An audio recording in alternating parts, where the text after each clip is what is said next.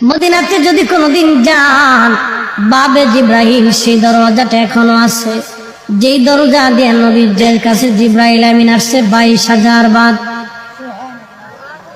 দাহিয়াতুল কালবির সুরত নিয়ে নবীজির কাছে আসতেন। হযরত জিব্রাইল আমিন এসে সালাম দিয়ে বসে গেলেন। মানবের বেশে জিব্রাইল বসে গেলেন। ইয়া রাসূলুল্লাহ, আল্লাহ পাঠিয়ে দিয়েছেন, আল্লাহ সবই জানেন, ভিতরে বাহিরে প্রকাশ্য অপ্রকাশ্য আগে পরে, আপনার অন্তর ভিতর বাহিরে সব আল্লাহ জানেন। তারপরও আল্লাহ আমাকে পাঠিয়েছেন আপনার কুশল জানার জন্যে। হুজুর গো, আপনি কেমন আছেন দয়া করে বলবেন দি। আল্লাহ নবী ডাক দিলেন, জিব্রাইল হে, আমি অসুস্থ আছি, আমার কাছে ভালো লাগে না। আল্লাহ জিব্রাইল চলে গেলেন। পরের দিন আবার এসে সালাম দিলেন, জিজ্ঞেস করলেন, ইয়া রাসূলুল্লাহ আপনি কেমন আছেন?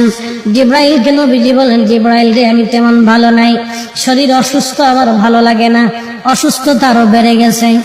তৃতীয় দিন জিব্রাইল আমিন আবার আসছে, হুজুর আপনি কেমন আছেন?